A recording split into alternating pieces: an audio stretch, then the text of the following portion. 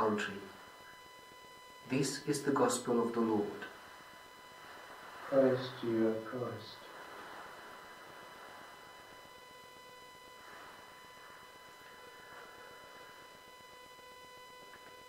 Just a brief thought on our readings.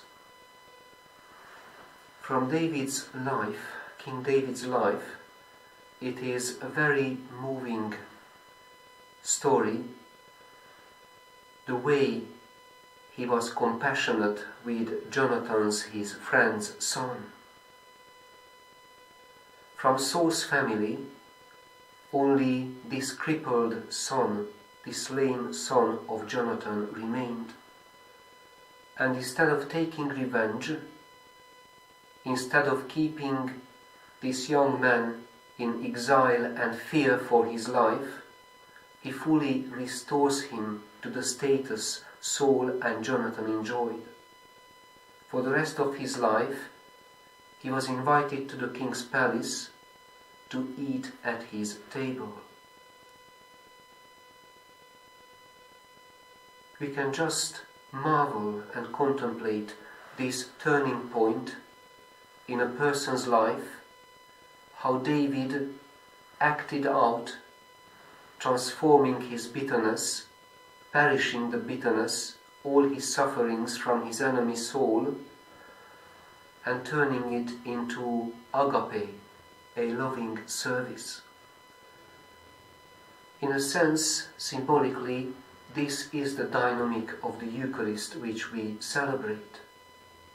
We bring all our anxieties, all our conflicts with others, all our differences, and through the love and Spirit of God, we offer it as a prayer. So we can understand and contemplate that the Christian celebration of the Eucharist is the only way to end scapegoating and hatred in history.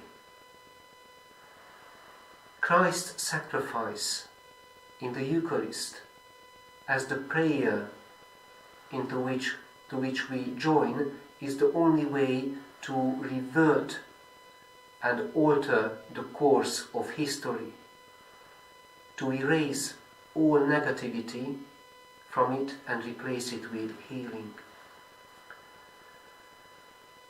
And we can see this same transformation in the life of the centurion, who belongs to an occupying force, but he learned to love the local people. He learned to appreciate the work of his slaves. And Jesus responds with gift and healing. In order to realize this counterwave, this causative counterwave, countercurrent in history, we have to slow down and we have to tune our hearts to God's heart. That's why we prayed and sang the Psalms a bit slower, inserting a longer pause for meditation between the two lines of the Psalms.